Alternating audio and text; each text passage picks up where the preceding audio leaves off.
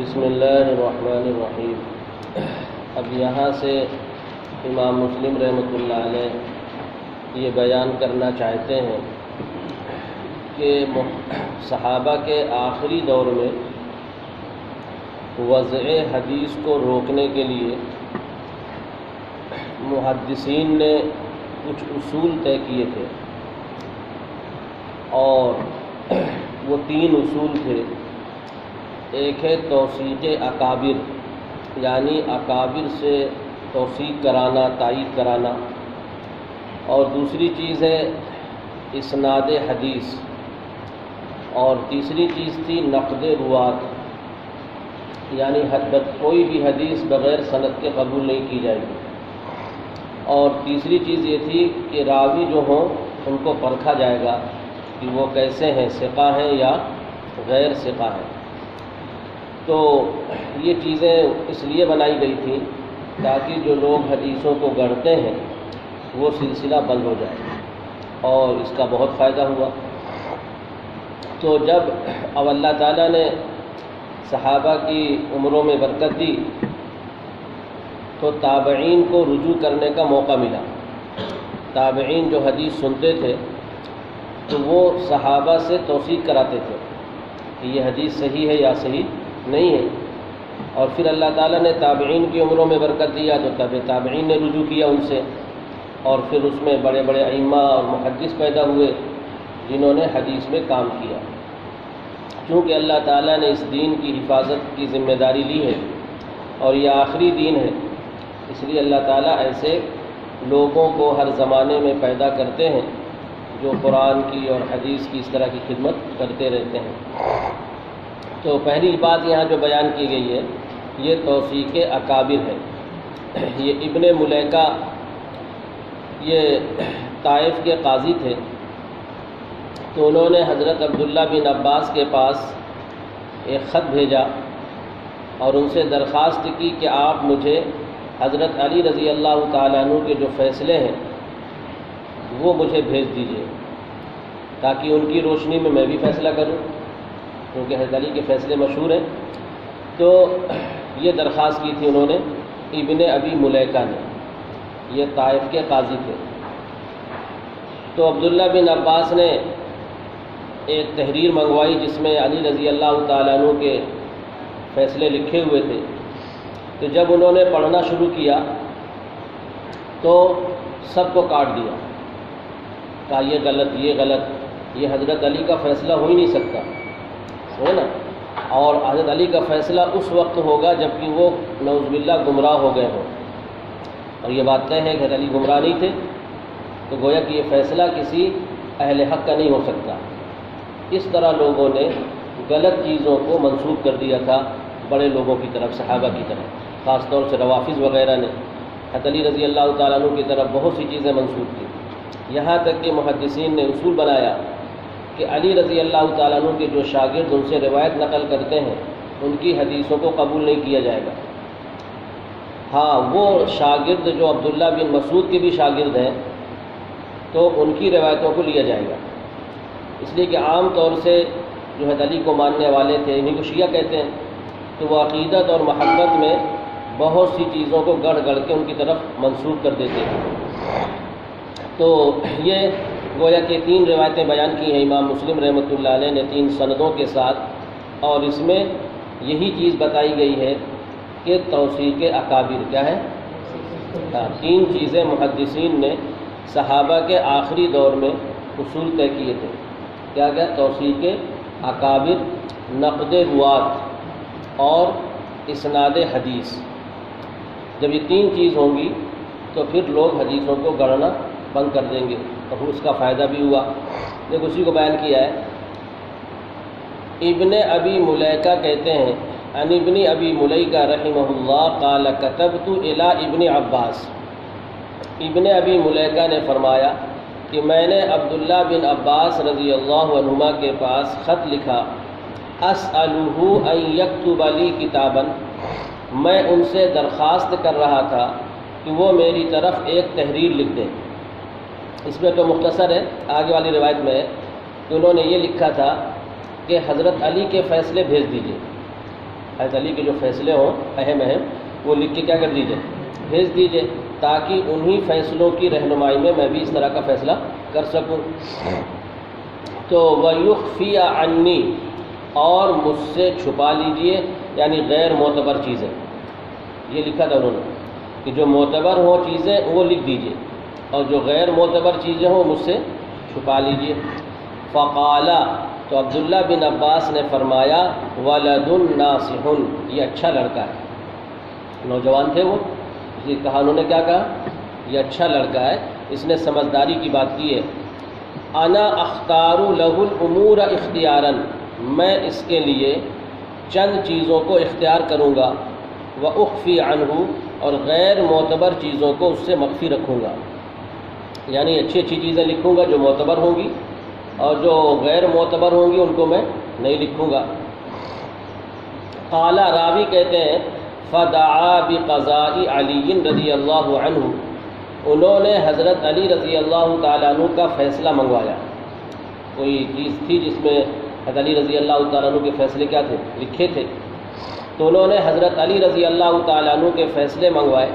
فجعل یکتب منہ اشیاء، اور وہ اس میں سے کچھ چیزیں لکھنے لگے۔ وَيَمُرُّ بِهِ الشَّيْءُ، اور ان کے سامنے سے کوئی چیز گزرتی تھی تو وہ کہتے تھے عبداللہ بن عباس، واللہ ما قضى بهذا علی الا ان یکون قد ضل، خدا کی قسم یہ فیصلہ حضرت علی نہیں کر سکتے مگر یہ کہ وہ گمراہ ہو گئے ہوں، یعنی یہ فیصلہ علی رضی اللہ تعالیٰ کا ہو ہی نہیں سکتا، کیونکہ وہ خلاف ہوتا تھا قرآن حدیث کے۔ تو علی رضی اللہ تعالیٰ کیسے قرآن اور حدیث کے خلاف کیا کریں گے، فیصلہ کریں گے؟ لوگوں نے غلط فیصلوں کو ان کی طرف کیا کر دیا تھا، منسوخ کر دیا تھا۔ یہ ہے توثیق اکابر، ہے نا، کہ عبداللہ بن عباس سے انہوں نے رجوع کیا اور یہ کہا کہ جو معتبر چیزیں ہوں وہ مجھے بھیج دیجیے، اور جو غیر معتبر چیزیں ہوں وہ مجھ سے چھپا لیجیے۔ اب اسی مضمون کی روایت کو امام مسلم نے دوسری سند کے ساتھ بیان کیا ہے۔ وَبِهِ قَالَ حَدَّثَنَا عَمْرُ النَّاقِدُ قَالَ حَدَّثَنَا سُفْيَانُ بن عُيَيْنَةَ عن هشام بن حجیر عن طاؤوس رحمہ اللہ قال أُتِيَ ابن عباس بکتاب فیہ قضاء علی، حضرت علی رضی اللہ، عبداللہ بن عباس رضی اللہ عنہما کے پاس ایک تحریر لائی گئی جس میں علی رضی اللہ تعالیٰ عنہ کے فیصلے تھے۔ کتاب مطلب کتاب نہیں، اس زمانے میں کاغذ وغیرہ تھے ہی نہیں،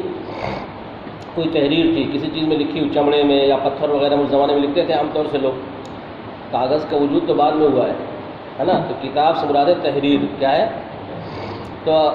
عبداللہ بن عباس رضی اللہ عنہما کے پاس ایک تحریر لائی گئی جس میں علی رضی اللہ تعالیٰ عنہ کے فیصلے تھے۔ فَمَحَاهُ إِلَّا قَدْرًا، تو انہوں نے ان سب کو مٹا دیا، محا یمو مانے مٹا دینا، انہوں نے ان فیصلوں کو کیا کر دیا، الا قدرا، مگر اس کے بقدر، یعنی اتنا باقی رکھا۔ وَأَشَارَ سُفْيَانُ بْنُ عُيَيْنَةَ بِذِرَاعِهِ، حضرت سفیان نے اشارہ کیا اپنے ہاتھ سے، ذرا کہتے ہیں بیچ والی انگلی سے لے کر کونی تک، یعنی یہ جو اتنا لمبا گویا کہ اتنا باقی رکھا، اور باقی جو اور بہت ساری چیزیں تھیں وہ سب کیا کر دیا، ملا جو ہے ختم کر دیا، مٹا دیا، اس لیے غیر معتبر چیزیں تھیں وہ اور غلط فیصلے تھے، ٹھیک ہے نا۔ اس زمانے میں لمبائی میں چیزیں لکھی جاتی تھیں، جیسے ہم لوگ عرض میں لکھتے ہیں نا اس طریقے سے، وہ لمبائی میں اس طرح لکھتے ہوں گے، اس لیے انہوں نے اشارہ کر کے فرمایا کہ ایک ہاتھ کے بقدر باقی رکھا اور باقی سب کو کاٹ دیا تھا انہوں نے۔ اس طرح کی غلط چیزیں بڑوں کی طرف کیا کر دی جاتی تھی، منسوخ کر دی جاتی تھی۔ وَبِهِ قَالَ حَدَّثَنَا حَسَنُ بْنُ عَلِي الْحُلْوَانِي قَالَ حَدَّثَنَا يَحْيَى بن آدم قَالَ حَدَّثَنَا ابن إِدْرِيسَ عن الأعمش عن أبي إسحاق قال لما احدثوا تلك الاشیاء بعد علی، ابو اسحاق کہتے ہیں کہ جب ان لوگوں نے ان چیزوں کو ایجاد کیا، یعنی غلط حدیثوں کو، حضرت علی کے بعد، خاص طور سے حضرت علی کے جو شاگرد تھے انہوں نے بہت سی چیزوں کو علی رضی اللہ تعالیٰ عنہ کی طرف منسوخ کر دیا تھا، تو جب ان لوگوں نے شروع کیا، احدثہ کے معنی ہوتے ہیں نئی چیز شروع کرنا، ایجاد کرنا، ہے نا، احدثہ یحدث احداث، اور مراد وہی ہے علی رضی اللہ تعالیٰ عنہ کے شاگرد۔ تو جب ان لوگوں نے ان چیزوں کو شروع کیا علی رضی اللہ تعالیٰ عنہ کے بعد، قال رجل من اصحاب علی، تو علی رضی اللہ تعالیٰ عنہ کے شاگردوں میں سے ایک نے کہا، علی رضی اللہ تعالیٰ عنہ کے شاگردوں میں سے، قاتلہم اللہ، اللہ ان کو ہلاک کرے، ای علم افسدوا، ان لوگوں نے علم کو کیسے برباد کیا ہے، یعنی غلط چیزیں منسوب کر دیں اور یہ کہا یہ بھی علی رضی اللہ تعالیٰ عنہ کا فیصلہ ہے یا یہ بھی علی رضی اللہ تعالیٰ عنہ نے فرمایا ہے، تو انہوں نے اظہار کیا کہ ای علم افسدوا، کہ ان لوگوں نے علم کو کس طرح برباد کیا ہے۔ وبه قال حدثنا علي بن خشرم قال اخبرنا ابو بکر یعنی ابن عیاش قال سمعت المغیرہ یقول لم يكن يصدق على علی في الحدیث عنہ، حضرت مغیرہ فرماتے تھے کہ علی رضی اللہ تعالیٰ عنہ سے حدیث لینے میں تصدیق نہیں کی جائے گی مگر عبداللہ بن مسعود کے شاگردوں کی، یعنی ان سے سوال کیا گیا تھا کہ علی رضی اللہ تعالیٰ عنہ کے کن شاگردوں کی روایتوں کو قبول کیا جائے اور کن شاگردوں کی روایتوں کو قبول نہ کیا جائے، تو انہوں نے یہ فرمایا کہ علی رضی اللہ تعالیٰ عنہ کے وہ شاگرد جنہوں نے علی رضی اللہ تعالیٰ عنہ سے بھی علم حاصل کیا ہے اور عبداللہ بن مسعود کے بھی شاگرد ہیں، ان کی روایتوں کو تو قبول کر لیا جائے، لیکن جو خالص علی رضی اللہ تعالیٰ عنہ کے شاگرد ہیں ان کی روایتوں کو قبول نہیں کیا جائے گا، ان لوگوں نے بہت گڑبڑیاں کی تھیں۔ تو یہ جو ہے توثیق اکابر کہلاتا ہے، کیا کہلاتا ہے؟ ہاں۔ اب یہاں سے جو دوسری چیز تھی نقد روات، وضع حدیث کو روکنے کے لیے صحابہ کے آخری دور میں جو تدبیریں اختیار کی گئی تھیں تو ان میں سے ایک تھا توثیق اکابر، ہے نا، اور دوسری چیز تھی نقد روات، کہ راویوں کو دیکھا جائے گا اور راویوں کو پرکھا جائے گا کہ وہ کس طرح کے راوی ہیں، ثقہ ہیں یا غیر ثقہ ہیں۔ محمد بن سیرین رحمۃ اللہ علیہ سے مروی ہے، تابعین میں سے ہیں، انہوں نے فرمایا ان ھذا العلم دین، بے شک یہ علم دین ہے، یعنی یہ حدیث کا جو علم ہے وہ صرف علم ہی نہیں ہے بلکہ دین ہے۔ یہ فانظروا عمن تاخذون دینکم، تم دیکھو کس سے اپنا دین حاصل کر رہے ہو،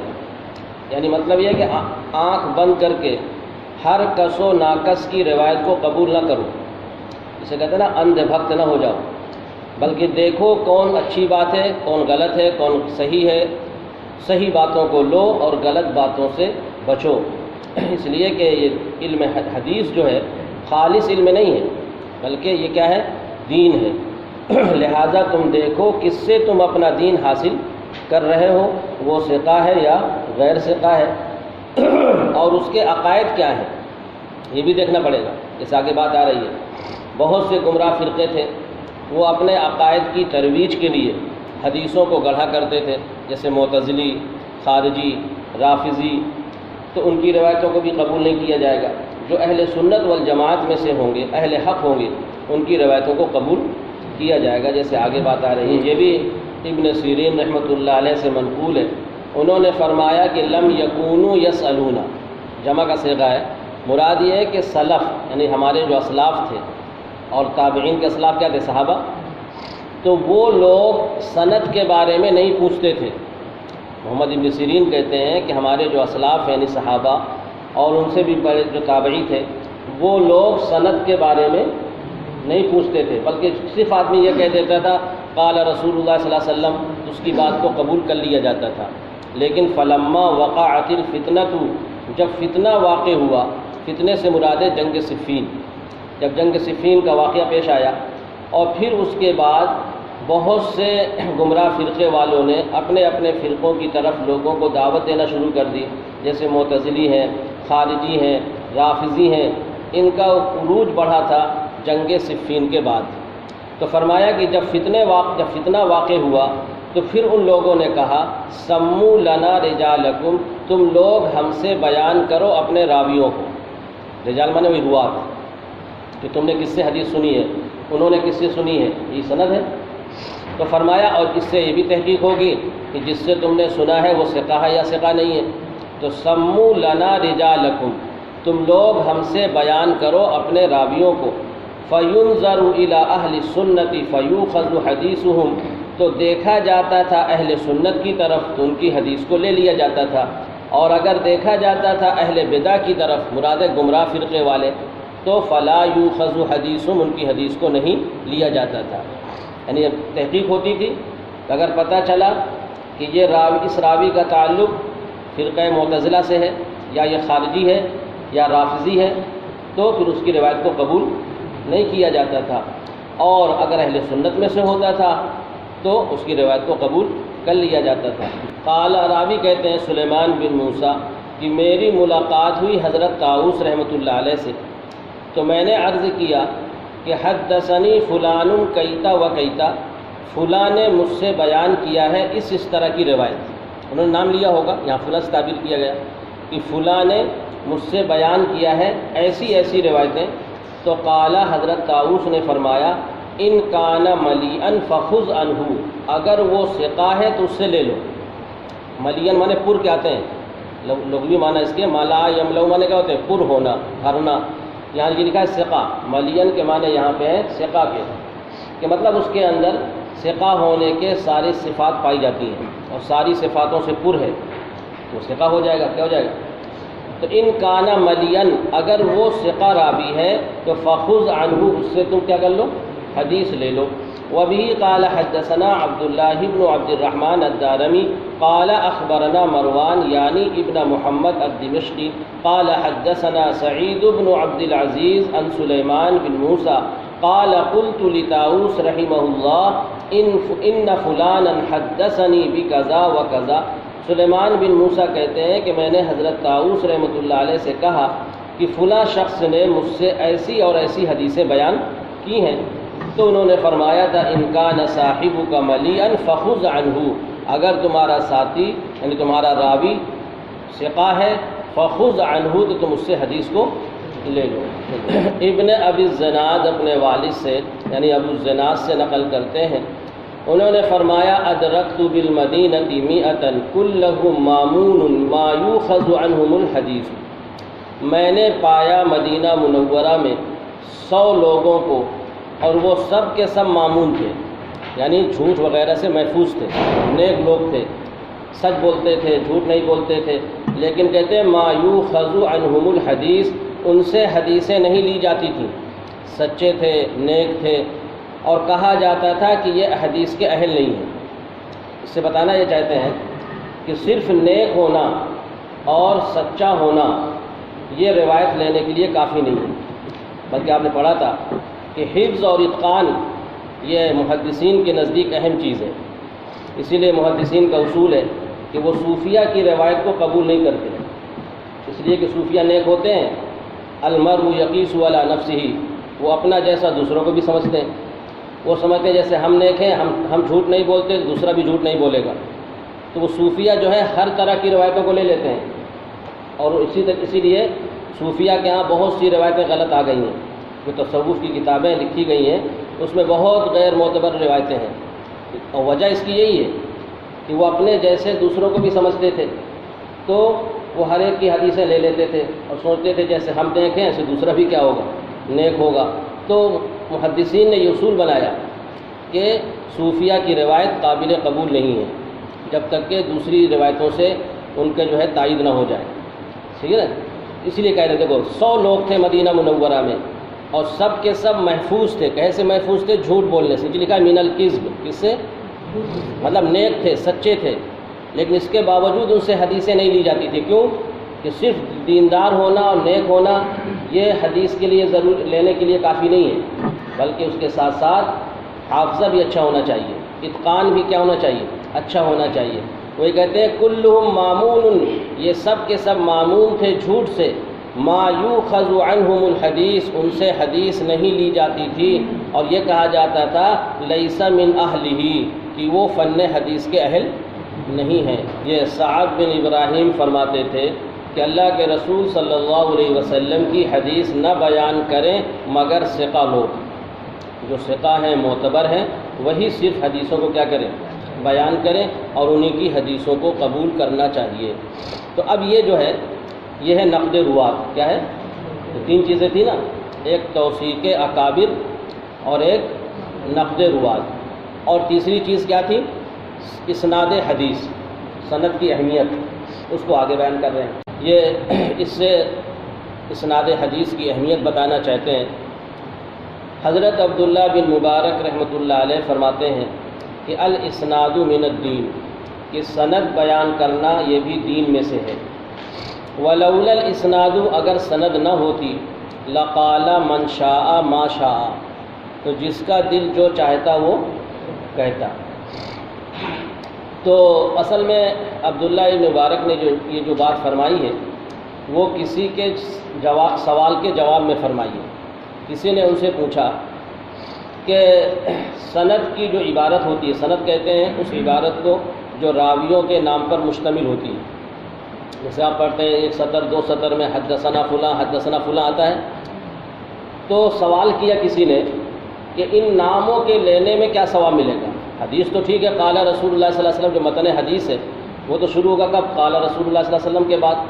تو فن حدیث تو دین میں سے ہے اور اس کے پڑھنے میں ثواب ملے گا، لیکن ان راویوں کے نام پڑھنے میں کیا ثواب ملے گا؟ یہ سب اشکال کی ایک طرح سے۔ اور کبھی کبھی ایسا ہوتا ہے کہ حدیث کا مضمون مختصر ہوتا ہے، آدھی لائن میں آ جاتا ہے، اور سند چلتی ہے ایک سطر یا 1.5 سطر میں، سند لمبی ہو جاتی ہے اور حدیث کا مضمون کیا ہو جاتا ہے؟ کم ہو جاتا ہے، چھوٹا ہوتا ہے۔ ایک سوال کیا کہ اس میں کیا فائدہ ہے اور اس کا کیا ثواب ملے گا؟ تو انہوں نے کہا نہیں، یہ سند بھی دین میں سے ہے۔ اگر سند نہ ہوتی نا تو کیسے آپ سمجھتے کہ حدیث کون صحیح ہے کون غیر صحیح ہے؟ اس سے معلوم ہوا کہ حدثنا فلاں پڑھنے سے بھی ثواب ملے گا، ہے نا؟ جو آپ سند پڑھتے ہیں نا حدثنا فلاں، تو بیکار کی چیز نہیں ہے، بلکہ اس میں بھی ثواب ملے گا، چونکہ اس سے حدیث کی حفاظت ہوئی ہے، اور حدیث کی حفاظت کا یہ سبب ہے، لہذا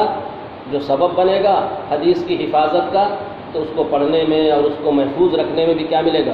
ثواب ملے گا۔ تو عبداللہ ابن مبارک فرماتے ہیں الاسناد من الدین، یہ سند بیان کرنا یہ دین میں سے ہے، اس کا تعلق دین سے ہے۔ ولولا الاسناد، اور اگر سند نہ ہوتی تو لقال من شاء ما شاء، تو آدمی کے دل میں جو آتا وہ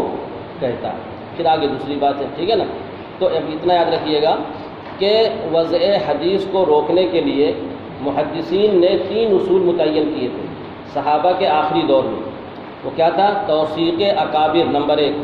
دوسرا نقد روات، اور تیسرا اسناد حدیث۔ انہی تینوں چیزوں کو امام مسلم رحمۃ اللہ علیہ نے بیان کیا ہے۔ سند کی بھی اہمیت ہے، اور روات کو پرکھا بھی جائے گا کہ ثقہ ہے یا غیر ثقہ ہے، اور اگر ہمارے پاس حدیثیں ہیں اور ہمارے زمانے میں کوئی بڑا محدث ہے تو ان سے رجوع کر لینا چاہیے کہ یہ حدیث صحیح بھی ہے یا صحیح نہیں ہے، سمجھے نا؟ جیسے تابعین نے رجوع کیا کس سے؟ صحابہ سے۔ اب تو کتابیں آ گئی ہیں تو کوئی مسئلہ نہیں ہے، اگر معتبر کتاب ہے اور اس میں آپ نے حدیث پڑھی ہے اس کو آپ بیان کر سکتے ہیں، لیکن اس زمانے میں جب کتابیں نہیں تھیں اور حدیث کی تدوین نہیں ہوئی تھی تو اس وقت بہت بڑا مسئلہ تھا امتیاز کرنے کا کہ کون صحیح ہے اور کون غیر صحیح ہے۔ تو جو تابعین کے پاس سنی ہوئی حدیثیں تھیں وہ صحابہ کو سنایا کرتے تھے، تو صحابہ جس حدیث کو معتبر سمجھتے تھے اس کو صحیح کر دیتے تھے اور اس کو دوسروں غلط کر دیتے تھے۔ بات سمجھ نا؟ تو یہ ہے توثیق اکابر کے بڑوں سے توثیق کرانا اور تائید کرانا۔